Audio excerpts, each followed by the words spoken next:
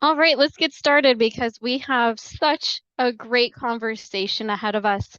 Hello, everyone. My name is Farah Salim Ek, and I'm the Senior Director of Programs and Policies here at the UN Association of the USA. And I am so pleased to welcome you to this session as part of our ongoing SDG SME series. This series brings together, and you can see them on your screen now, subject matter experts from both the UN and from the US Department of State to offer both global and national perspectives on the UN Sustainable Development Goals and issues that are important to us as Americans and residents. This particular evening, we will be focusing on SDG number 9, which is innovation, industry, and infrastructure.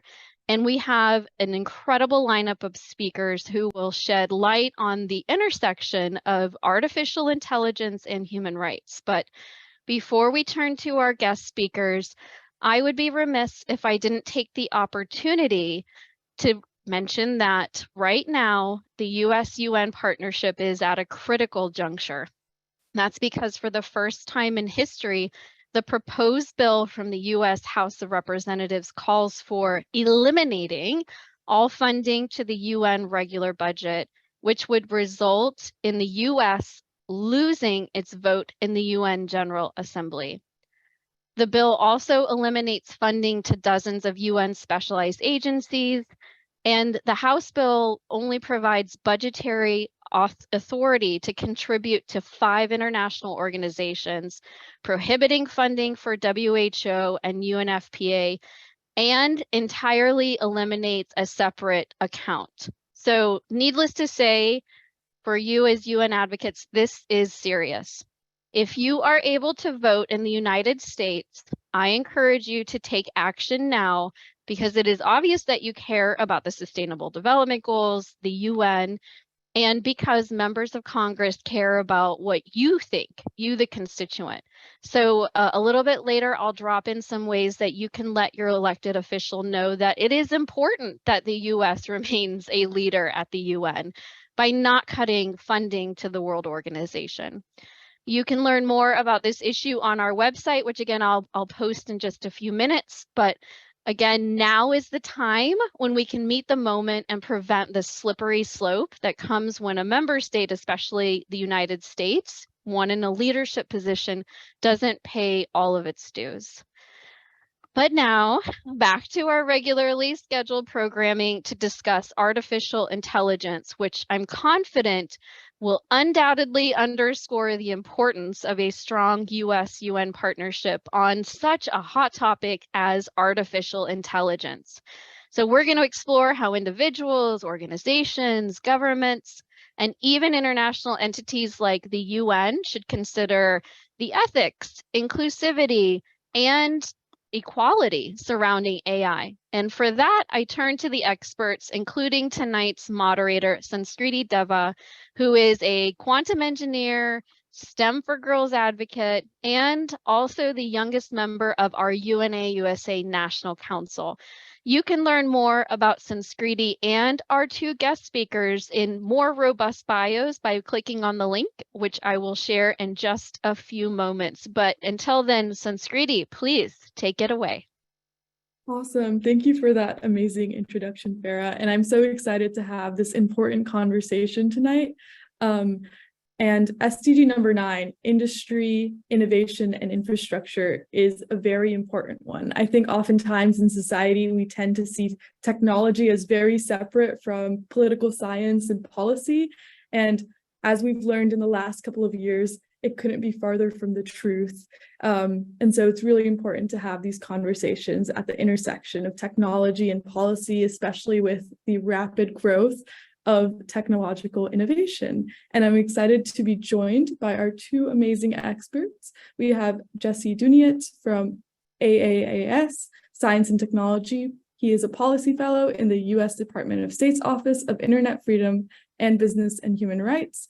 And we also have Ursula Weinhoven, who is at the International Telecommunications Union, or ITU, and as a representative to the United Nations in New York. So thank you so much for joining us today. Thank you Awesome. so much for having us. Yeah. So to get started, Ursula, what role does the ITU play in the intersection between AI and human rights? Well, first of all, for anyone who may not be aware, ITU is the UN Specialized Agency for Information and Communication Technologies. And we have been known to be described as the most important UN entity you've never heard of, which we're working on that. But we're the oldest entity. We're from 1865, when the T in our name actually stood for telegraph. But what we've always stood for is how can we increase accessibility and usability of technologies for people all around the world, especially for developing countries and for their populations. And our three main areas are radio communication, standardization, and development. So just a little bit of context about ITU, because not everyone's heard about us before.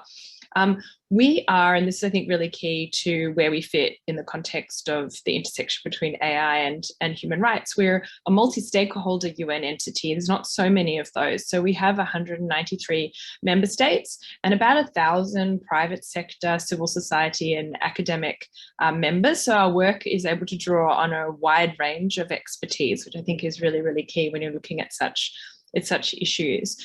And at the most fundamental level, what our organization does is work to support everyone's right to communicate. And that's including by working on universal, meaningful connectivity to the internet and sustainable digital transformation all around the world. On AI specifically, some of the particular activities that we're involved in are dealing with AI issues in the around 300 to 400 new technology standards that are developed by our multi-stakeholder constituents every year.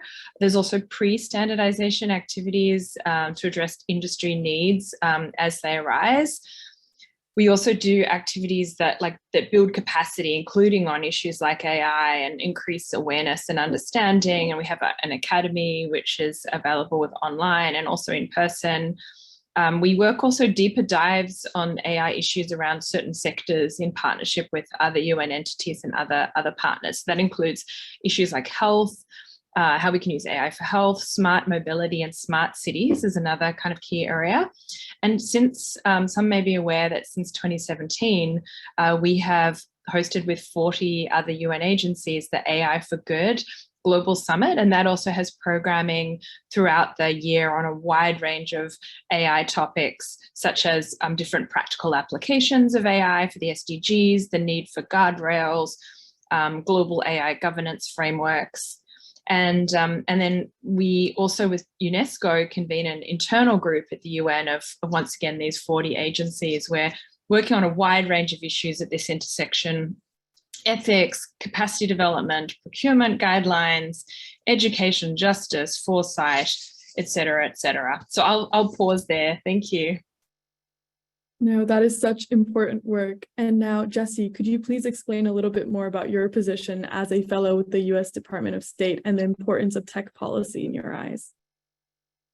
Sure. So I'm coming from a background in computer science. I actually did my PhD in natural language processing, the subfield of artificial intelligence that deals with human language, getting computers to do smart things with human language.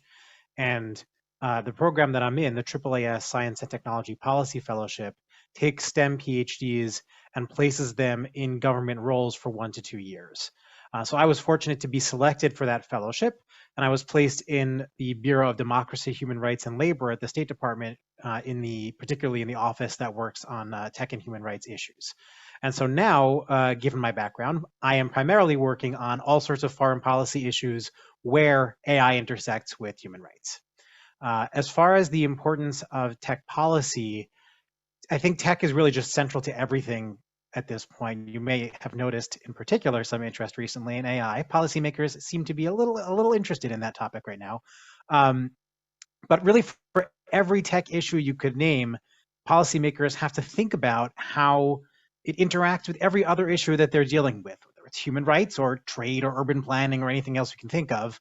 And the opposite is true as well. For every policy issue, you have to think about how it interacts with technology. And when I say policy here, by the way, I'm not just talking about regulation. I think that's where our minds tend to go first. But really, anytime a government is taking action or staking out official stances on some topic, these intersections come into play, and we need to have people thinking on either topic, thinking about the other side of that intersection. As an engineer, one interesting observation that I've had working in this line of work is that most of the time, actually, tech policy doesn't depend on having too detailed an understanding of the technology. There are lots of very competent, very well trained and very skilled diplomats, civil servants, people in all sorts of positions throughout the government who don't necessarily come from that background, and they're able to do most of the important policy work in this space. But then there is that crucial 10% where actually it does matter whether you know the ins and outs of the technology. And sometimes you even need to have the background in the technology to realize when you're in that 10%. And so the governments, I think, really have struggled, particularly in the world of tech, to get the expertise they need on topics like this. And so having pipelines like this fellowship program can really be very helpful for that. Yeah, no, that's a really good point, especially as technology is innovating at such a fast pace and political institutions might not be. And so to follow up on that, Jesse, from your perspective, could you weave together SDG number 9 and the implications for human rights in this crucial time for artificial intelligence? Yeah, so I think the most direct connection that we can look to is that AI can facilitate a lot of the targets of SDG number 9. And some of those targets do end up either indirectly or directly facilitating the exercise of human rights. Straightforward example, AI techniques can help improve digital networks, improve networking engineering. And that improves global internet access, which means more people are able to enjoy their right to seek, receive, and impart information, the freedom of expression, human right, their right to peaceful assembly, to gather online or to arrange gatherings in person, right? These things are directly impacted by their ability to access global networks, to access computer networks, and to get online. AI also, of course, improves industrial productivity. That's another core piece of this SDG. And that means that there's more resources to go around. It's a little more indirect, but that means that society and government are better able to provide the social, economic, and cultural rights that really need to be progressively realized, that operate under that progressive realization framework. That's things like education, protection against unemployment, standard of living. So on human rights intersections with AI, we often talk a lot about risks, but I think we shouldn't forget about the opportunities as well that come from the contributions AI can make in these spaces. Obviously, the best applications for AI will look different in different economic or cultural contexts. So when we're thinking about the opportunities that we would pursue for SDG 9 to integrate AI or to use AI, that might vary, but ultimately the impact, I think, can go in this direction, this positive direction. Now, the other side of this is we also have to consider the bigger picture of the SDGs as a whole, because they all affect each other and they interact. And so as an example, probably the most salient example, SDG 16 is very tightly bound up with human rights, peace, justice, and strong institutions. There's some major human rights issues implicated by other SDGs as well, like SDG 8 has some targets about forced labor and labor rights. And so when we're thinking about making progress on SDG 9 or any other, we need to make sure that we're not losing ground on number 16, number 8, and of these others, which means that we have to make sure we're still protecting human rights in the course of that work. So for example, to make it very concrete and tie those two together, we can't have governments that are building out infrastructure and then deploying automatic AI censorship tools on that internet infrastructure that they just created. We can't have increased access to financial services, another one of the targets for SDG 9, only to then have poorly implemented AI decision-making in those financial services entrench discrimination.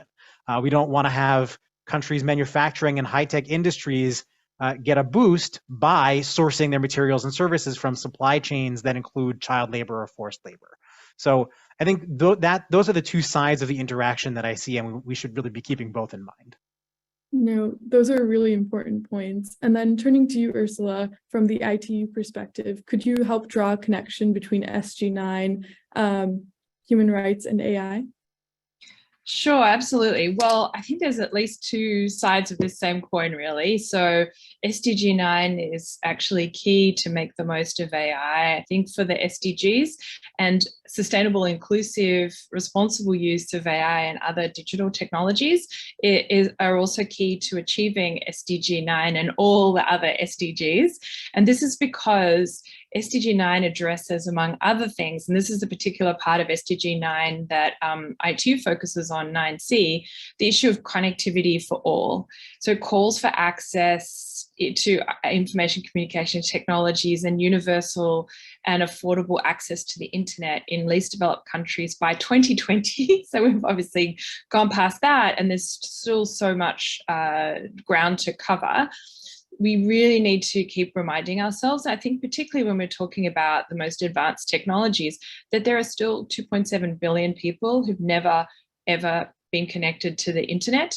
And there's many, many more whose connection is unreliable, unaffordable. And so they're not able to make the most use of it for things that we can take for granted, like commerce, like education, health services, government services, financial services, etc.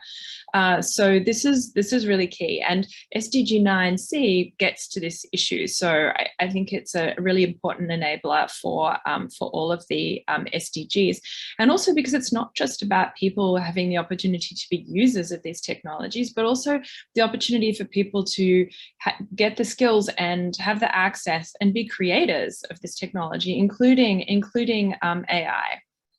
And then on the other hand, we also have, as I mentioned, like sustainable, responsible, inclusive AI can help accelerate basically all of the SDGs. And Jessie gave some really great examples of the impact it can have for other elements, even of SDG 9. But there's basically for all of the SDGs, there are key use cases where AI can really, really make a difference. And just to offer a couple of examples, for instance, in the area of climate modeling and prediction, machine learning algorithms can identify patterns, make predictions, and improve climate models, enabling better understanding and forecasting of climate change impacts. Another example is about tackling food insecurity. And the World Food Programme has a Hunger Map Live initiative, which identifies or uses AI to identify areas that are sliding towards food insecurity, providing information on shocks, hazards, and other drivers of hunger in real time. And there are so many examples, and growing all the time, of how AI can play a role and is playing a role to help accelerate the SDGs. And actually inspired by this, and given that the fact that this year we're already at the midpoint of the SDGs and we're so far behind, by some estimates, I think some reports have said we're only 12% of the targets are on track to be met. Some others, I think, have said up to 15%, but it's still pretty low. So we really need to not just do business as usual, but we need to look at digital technologies, including AI, to see how we really can accelerate. So we're doing this event actually on the Sunday, the 17th of September, called SDG Digital. And we've been doing research that we'll be releasing that day, an SDG Digital Acceleration Plan, with lots of use cases for every single SDG, showcasing how sustainable, inclusive, responsible digital technologies can really help us achieve the SDGs by 2030. Thanks. Wow, that's amazing. And as a young person studying engineering, that's really relieving to hear that we can use artificial intelligence in a positive force. And I really like how both of you pointed out that artificial intelligence doesn't just connect to SDG number 9, but to all of them. And so we've talked a lot about the positives of artificial intelligence, but there is a sense of fear, especially with privacy and security. Jessie, with the increasing reliance on AI and data-driven technologies, how can we ensure that individuals' data privacy and security are safeguarded? It's a really important question. First of all, to some extent, this is just about applying the same privacy rights that people already have to the data that's now being used or might be used to train AI systems. Arbitrary mass surveillance, still not okay. Still can't lie to people about what you're doing with the data you collect on them. That's still not great. It's not and these are things that are already enshrined in law in many places, perhaps most places. It's not the Wild West with respect to privacy just because AI offers new uses for the data. That said, there are things that are really unique to AI, that the special issues that it does bring up. And one issue is collecting and pooling so much data and using it in ways that might even be hard to understand for those who are building the systems. AI systems are famously opaque. And so that leads to a bigger danger of potential leaks of some of this private data. We don't just want to wait for the breaches to happen and then chide people afterwards for the fact that they happen. We'd like to have more proactive mitigation of the risk. And that really fits into a broader structure of what the US government and many governments are advocating for in the context of AI in general, which is proactive risk management. So designers, developers, people who deploy and use AI systems should be working proactively to mitigate risks, including risks to security and privacy, thinking in advance about what those risks might be, soliciting what those risks might be from potentially affected parties or people who have the expertise to help predict that, testing systems robustness before they put them out on the market, maybe even red teaming. It's structured exercises to see how the system responds to people attempting to break the guardrails that it has in place. Actually, you may have seen recently that the White House secured some voluntary commitments from some of the leading AI companies, and among those was a commitment to red teaming their models before releasing them. Right. So this is something that is very much front and center in some of the policy thinking on what should be done to manage and govern AI effectively. In the US, the NIST, National Institute of Standards and Technology, published an AI risk management framework that lays out a very thorough approach to risk management in general. It's a voluntary instrument, but it's very has a lot of buy-in from industry and policymakers and a lot of other stakeholders, and gives a very clear approach to doing this, including for privacy. And I mentioned that it's voluntary. Again, this isn't always just a question of regulation. Norms matter here a lot too, right? So setting the expectations of what companies are going to do is part of policy making, and also part of what the general public can do to try to push for greater privacy. There are also a lot of really cool, more technical solutions in the direction of privacy preserving machine learning. And so there's, again, concerns unique to AI with training data that contains private information getting incorporated into the AI model, then getting leaked. Sometimes the data can just be too sensitive even to share with whatever entity is trying to train a model. Maybe there's medical data, or maybe they have data governed by different legal frameworks, so they can't combine it. So there are all sorts of nifty technical solutions to deal with that. Introducing noise into the training data called differential privacy. There's federated learning, where you have the training happen in different places and then combine the results of the training. There's also more mind-boggling stuff like techniques called homomorphic encryption, secure multi-party computation. These are things where you can operate, the AI systems can operate on data it never can actually see in unscrambled form. So there's some really cool stuff in that direction as well that is promising. And actually the US and the UK recently held some prize challenges associated with the Summit for Democracy for trying to develop and bring these technologies, privacy enhancing technologies, to the point where they can be brought to market and deployed at scale. So there's some good solutions on the horizon. Some of them even are already deployed. Awesome. That's definitely reassuring to hear. And I really like the risk management mindset that we seem to have with artificial intelligence. I think striking the right balance between regulating AI to prevent harm and fostering innovation can be challenging. Ursula, I want to ask you, how does the ITU help to develop responsible regulatory frameworks or guidelines while allowing for innovation? I really, really like your question, because this is indeed the key issue, is really have to find the right balance so that we can maximize the benefits while minimizing the harms of AI. So it's really important. We don't want to throw the baby out with the bathwater. So I think some key principles, for want of a better word, that we think are really important to find this right balance. One of them is multi-stakeholder dialogue and engagement. We're, as I mentioned, a multi-stakeholder organization. So we work with a wide range of multi-stakeholder expertise and in multi-stakeholder initiatives to develop the guidance and support governments on regulatory issues connected with digital technologies. Another one is one that you mentioned earlier. Inclusion is also absolutely critical. As you mentioned, of course, we've got the 2.7 billion who've never ever been online, and that's obviously like a big gateway issue to even other access other technologies, or the chance to get the skills to create these technologies. But there's also issues for inclusive participation for countries with low technological capabilities.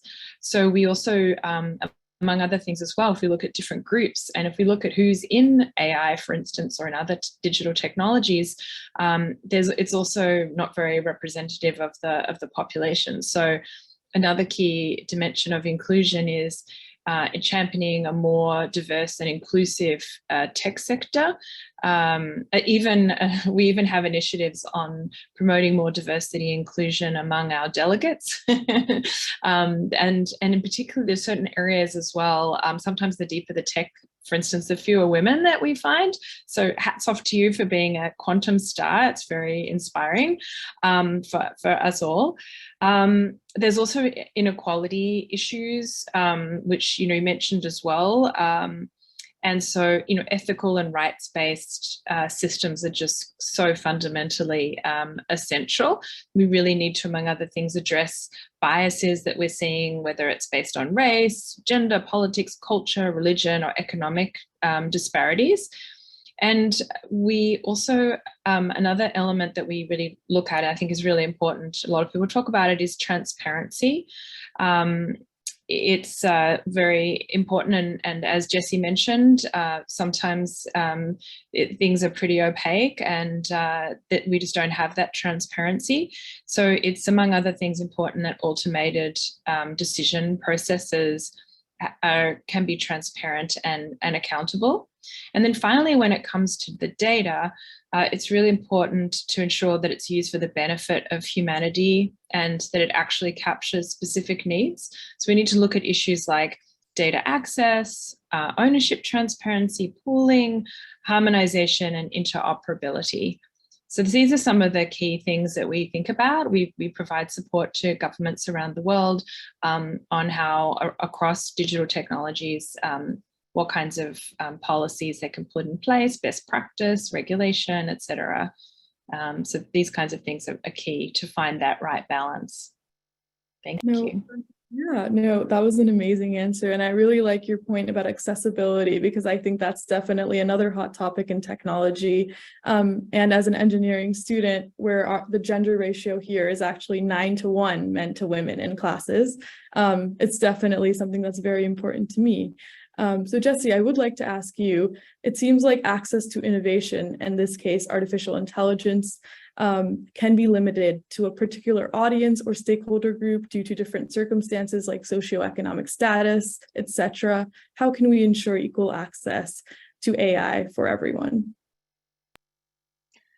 Well, opportunities to use AI abound.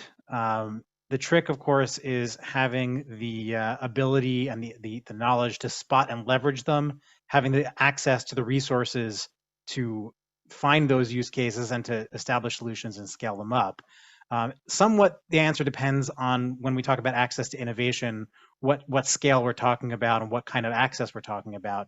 If we're just thinking about everyday folks getting access to AI tools and to enjoy them, that is, I think, going pretty well in a sense. The tech is getting better quite quickly. Costs are coming down. Everybody can use, ChatGPT and Bard and all those fancy new tools, as well as a lot of things you might not even realize are relying on AI behind the scenes. And so the AI tools are permeating the products we use, the services we use, only getting more ever present. And in that sense, access is not that big a concern.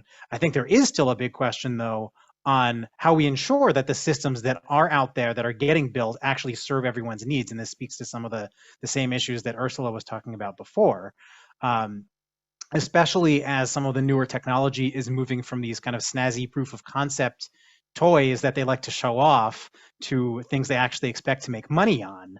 We want to then make sure that in that process, we don't lose the benefits for some people, or we don't just only benefit a smaller group. And I don't be it working at state, we don't really work so much on the domestic questions of ensuring that within the U.S. figuring out the policies for how we increase access. But I can certainly speak to how we talk about that globally. And again, this touches on some of the same issues Ursula was just talking about.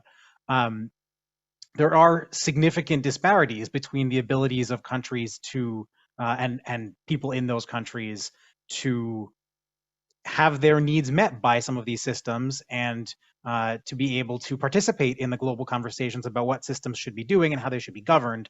And so one of the things that we need is high resource organizations like the big companies, the VCs. We need those organizations to be investing in startups and local organizations in those developing countries or in places that otherwise wouldn't be getting that same level of attention. And so that would help to make sure that those use cases that matter most in those places are getting supported. It does happen, even if it's not always in the news, but we are looking to make that sort of thing happen more. Another thing that can help there is countries creating local offices in developing countries that can pull in expertise and solidify the local expertise. The US also does run some capacity building programs. So for example, there's a program called AI Connect that helps government, academic stakeholders, industry stakeholders, civil society from lower income countries learn some best practices related to AI governance and ethics, and then participate in those global AI governance conversations, like in the OECD. There's a working party there on AI governance. In the ITU, AI for Good Summit, so we are trying to help a larger set of stakeholders come to the table in those settings and make sure that they're, first of all, able to get there at all, and then that they feel equipped to participate meaningfully in the conversations. There are also possibilities around research collaborations with some of these places that have a little bit less capacity internally. The US, I know, has many bilateral research partnerships. That's not my specialty. I don't manage that within the State Department, but that there's certainly lots of that. There have also been ideas circulating about perhaps trying to get more of a multilateral research collaboration of some sort going. There's an idea that's been floated for a multilateral AI research institute. But in any case, again, research is just another direction to think about. No, I really like that multifaceted answer. And then for our last question, before we move on to audience questions, Ursula, I wanted to ask you, as a UN entity, what do you see as the future role of the ITU in terms of protecting human rights? Mm-hmm. Well, first of all, at the most basic level, as I mentioned earlier, all of our work is aimed to support the right of everyone to communicate using these digital technologies. In addition, for years, and we, member states have renewed the mandates on this and strengthened them. We've worked on key human rights issues such as digital inclusion for women and girls, for persons with disabilities, and accessible ICTs, ICTs for older persons and Indigenous communities, youth, etc. And then we also have had extensive work with partners for a long time on issues like child protection online and child empowerment. So I think these will continue to be really important areas of our work. And we're also planning to look in more depth at what we can do to help address from within our mandates really important issues connected with violence online. But a really exciting development that's happened more recently is that, and relevant to your question, is that in the context of the UN Human Rights Council, member states have explicitly called on ITU and in fact on other technology standards bodies to do more to ensure a rights-based approach to technology standards development. And I think particularly with technologies like AI, a key aspect is not just the multi-stakeholder, but multidisciplinary, and bringing people with different expertise, getting them engaged in standards work, for instance. So we're working in this context with the UN Human Rights Office, and also with internal and external expertise right now to further this and to look at the specific things that we can do to rise to this call by member states. We're very, very excited by this, and so I think the partnerships with other UN entities and other stakeholders are going to be really key. So watch that space. Will do. So now we'll move on to audience questions. As a reminder, feel free to submit your question in the Q&A box or through the comments in the meeting chat, or raise your hand to verbally ask your question. As a reminder, your question should be concise and end with a question mark. And thank you so much, Jesse and Ursula, for answering all of those amazing questions. From me, the work that you do is so important, and it's so important to talk about it as well. So we had a question in the chat asking, are there specific regulations and resources to ensure cybersecurity of 5G integrations from the ITU? Yeah, definitely. We have on our website, we have more information. We have in our standards bureau, for instance, we have all these focus groups, these multi-stakeholder groups that are working on a lot of these issues, and they have a whole lot of information on their website. So maybe I can share some links. And also, if you don't find what you're looking for, really feel free, anybody, to reach out. Always happy to connect. And also, I lead our liaison office at the UN in New York, but I can connect folks to our experts in Geneva in our headquarters as well. Awesome. And then we had a question in the Q&A. What protocols or prototypes have you seen to promote responsible AI development? Well, I think that's probably a question for both of us, right? But I think one of the most exciting things that has been happening in the UN context more recently is work that UNESCO has been doing around AI ethics. And there's principles, and then there's work being done now to kind of drive that into a whole wide range of areas, including procurement for digital technology. So I think that's a key development. And then also in this interagency group that ITU and UNESCO are co-chairing, where there's 40 other UN agencies, there's a lot of different streams, many of which have like a human rights angle, and that are about use of AI in a responsible, sustainable and inclusive way. So I would point to those as well. And there's actually also, if of interest, there is a compendium that's done every year of all the different agencies' work on AI and their AI use cases that they're involved in, which is really quite interesting, and of course is closely connected with the SDGs and AI being used, of course, in conformity with UN values. Awesome. And then Jesse, did you have anything to add on to that? Yeah, let me add a couple of additional resources that might be of interest, mostly from outside the UN ecosystem, since Ursula covered the ones from inside already. The one that I want to point to is the OECD has, I mean, first of all, they have a recommendation on AI, which includes general principles and then some recommendations for policymakers. That's fairly high level, but then they also are I believe they have just released very recently, although I wouldn't swear to the timing, a suite of trustworthy AI tools. And that's basically a database of tools that can be used in design, development, use processes to try to make to help actually implement a lot of these responsible AI principles. So that's one good kind of meta resource, a resource to find other resources.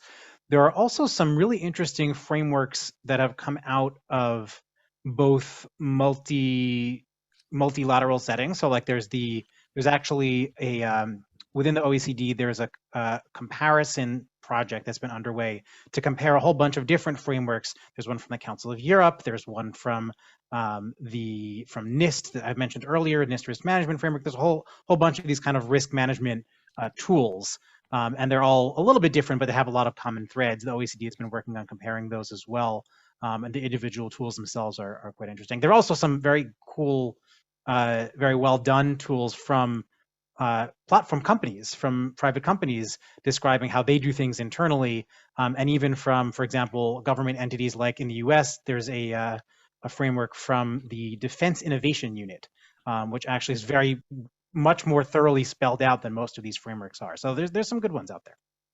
Wow, I'll definitely be checking all of these out as soon as we get off this call because those seem really interesting. So we had another question in the Q&A, and both of you feel free to take this. So you guys have had amazing and interesting careers so far. How did your personal experiences / professions lead you into your interest in AI and the roles you are in now? Well, I can start. Actually, I'm a human rights person by background. I've been at the UN now for about 20 years, and I would not have seen myself 20 years ago in digital technology. But as we all know, digital tech is playing a bigger and bigger role in so many aspects of our lives, and does raise so many opportunities, but also challenges. And so I became super interested to learn more and see how I could contribute. So I kind of shifted from business and human rights and sustainability to do a sort of more deeper dive around digital tech and yeah, as I said, how we can maximize the benefits and minimize the risks and harms. I feel like I'm cheating on this one because I actually did my undergrad in computer science, grad school in computer science. So, it goes pretty far back that I was interested in computer science and AI. I mean, I suppose way back when. I can just credit my parents for giving me a book or two that was particularly interesting. But I really got into the AI and policy space because I thought, well, I want to be able to do something with this and the fact that I had some background as well in science communication.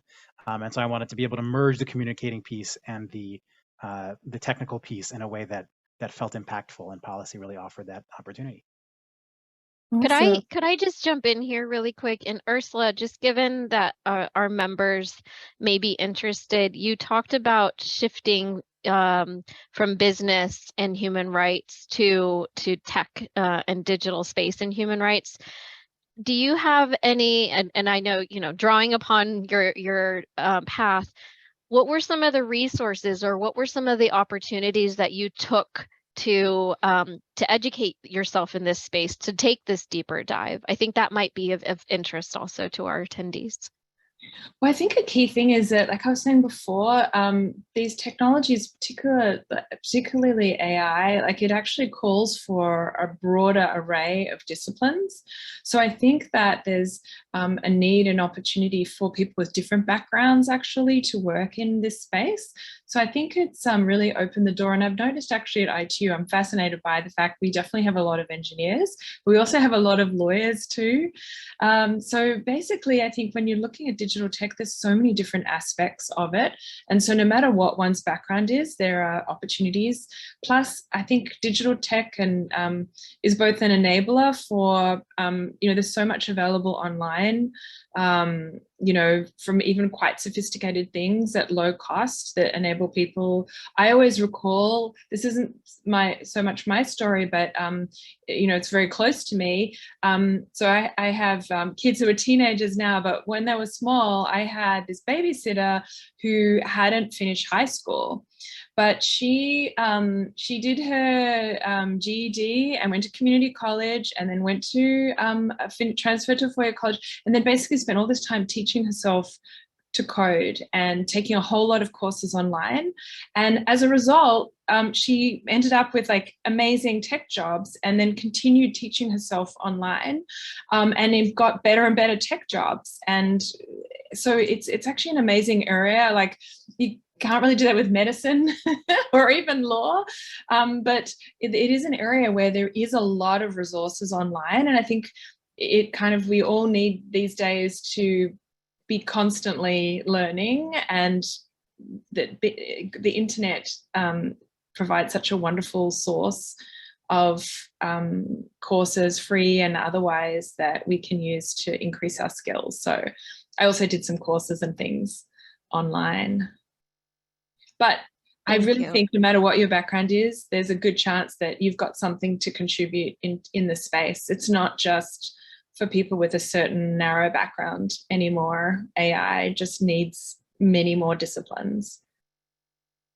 Thank you. No, I completely agree.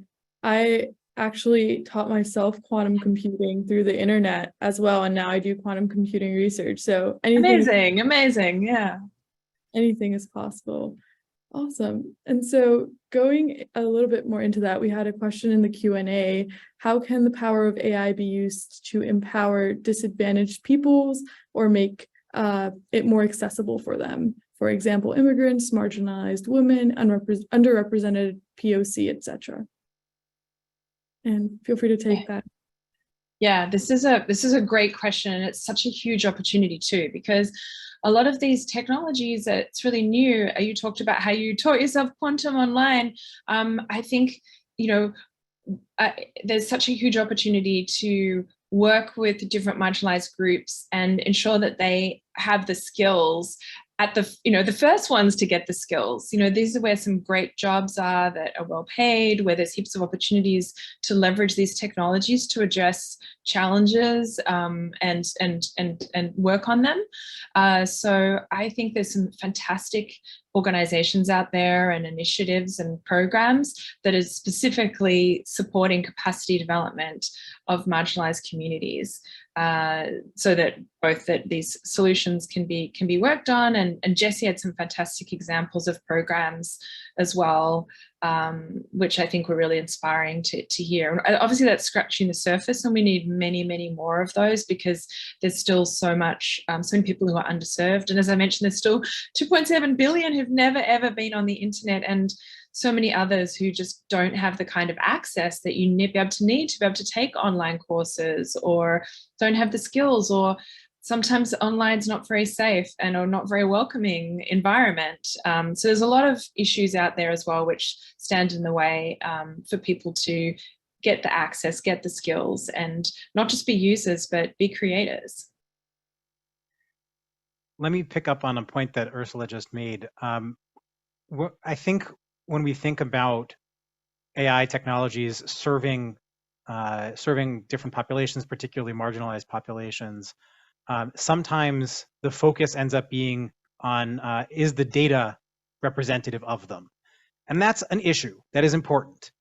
Also, it is very important that the systems be addressing their concerns from the start. And so you need those people involved from the beginning in many cases. You want the maximum diversity that you can get in the room designing and conceiving of the systems, so that the purposes that they're being designed for are ones that meet their needs, so that the systems aren't making assumptions that turn out not to hold for their communities, that sort of thing. So having those kinds of programs that bring them in, that help build the capacity for them to participate at earlier stages of the process is very important. Let me also pile on with just a couple of quick examples of places where there are applications that might not be obvious. So AI systems I mentioned are really getting pervasive, right? They're embedded in lots of different areas, but specifically on areas that affect human rights and also would contribute to marginalized populations. We can have applications that help combat human trafficking. There are applications that help persons with disabilities control their environments better, or see or hear information they couldn't access otherwise. And the questioner mentioned immigrants in particular. I'm actually currently getting work done on my house.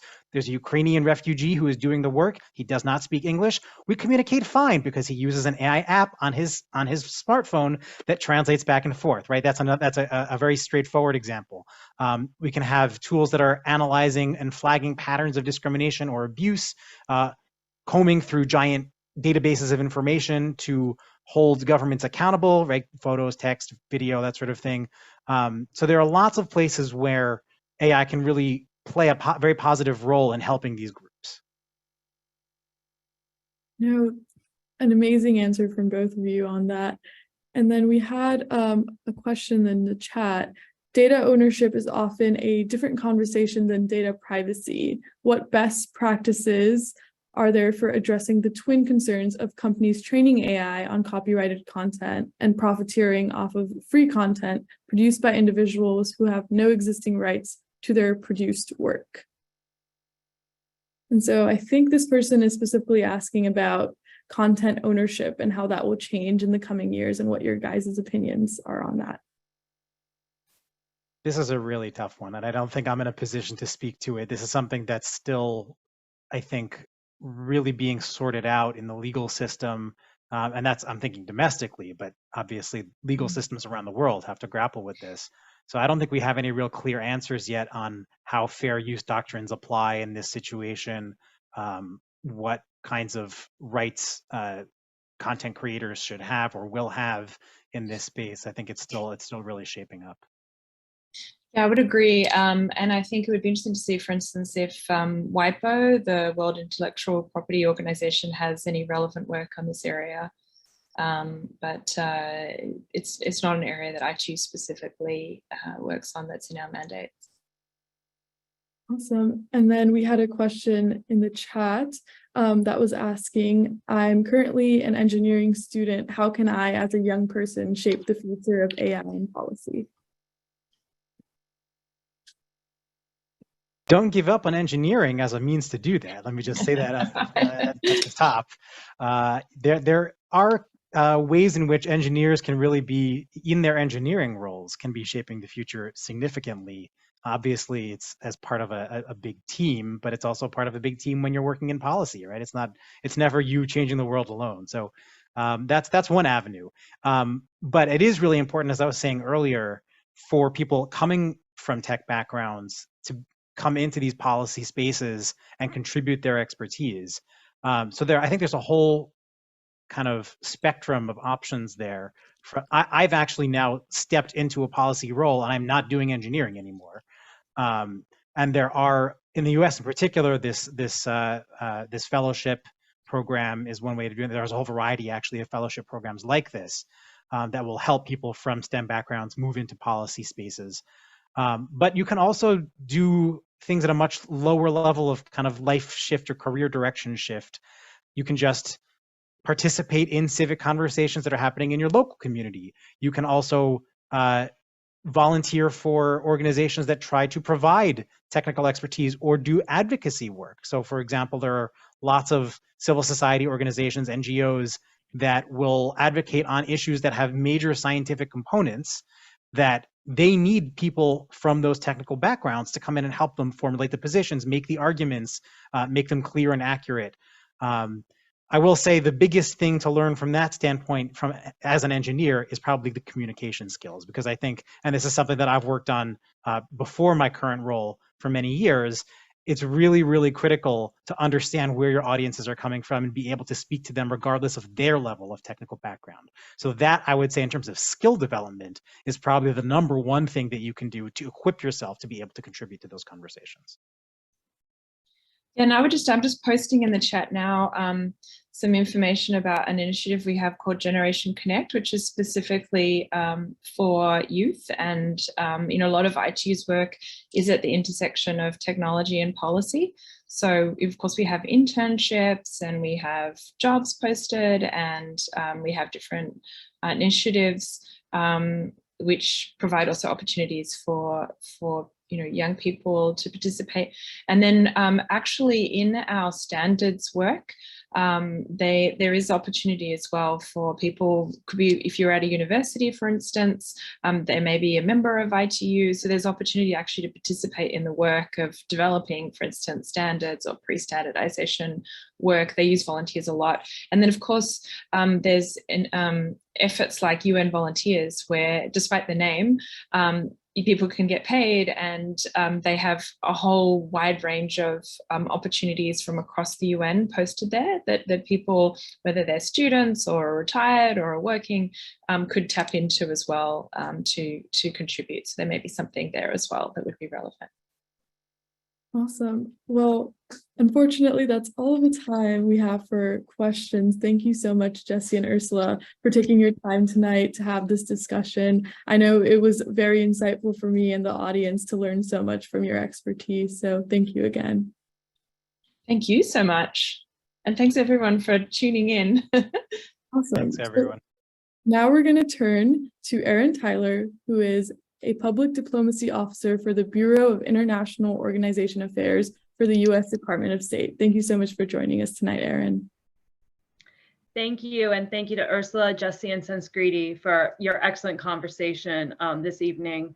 And thank you to the audience for your thoughtful questions.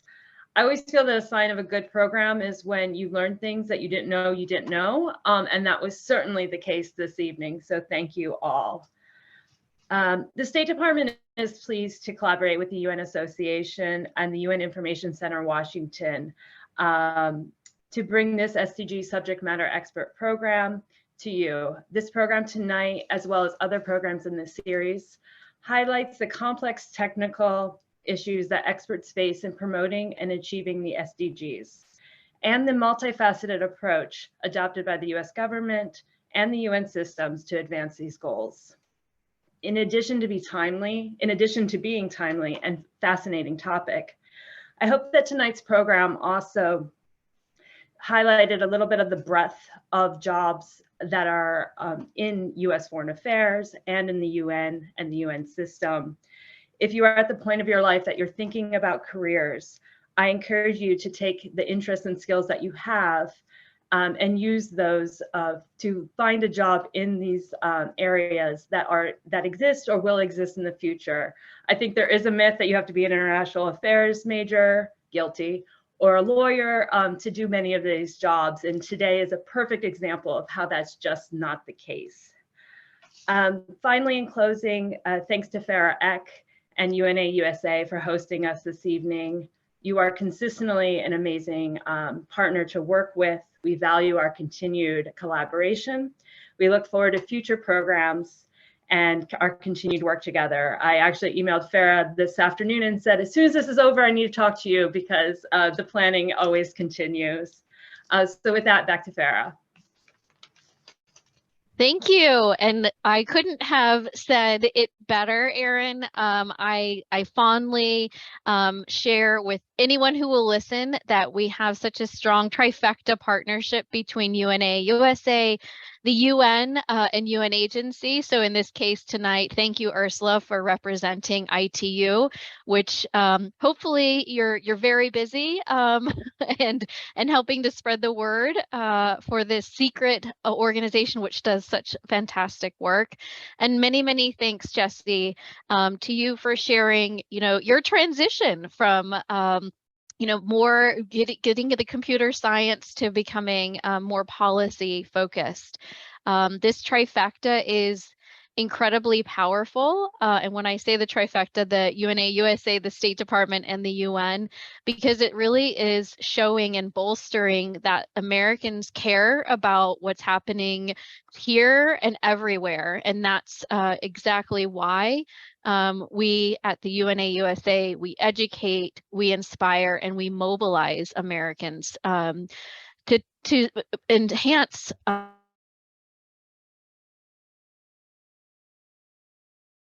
Oh no, I think Farah might have frozen. To those of you who tuned in, and oops, did I freeze? Yeah, you're back now. Oh, no. I'm back. Okay. I'm not sure how much was lost in connection. Talking about, tech and connectivity. I'm sitting up here in my upstairs. I must not have great connectivity. But I just wanted to say this is a really important topic. Some of the questions that were brought up are questions that will have to be dug into, not just today or answered and will unfold in the next coming months and the next coming years. And so I think this is not only a timely topic to talk about the intersection of AI and human rights, but it will continue to be timely. And with that, I encourage all of those who are listening live and those who will, take this forward to do something about it being human rights, tech, and SDG number 9. So thank you again, Ursula, Jesse, Sanskriti, great job moderating, and it's so impressive that you taught yourself quantum engineering. That's fascinating. And Erin, always a pleasure. And to all of you, thank you so much for joining us. And I will be happy to transmit some of the resources that Ursula and Jesse had kindly shared. And with that, we will see you at the next installment of our SDG SME series. Thanks again.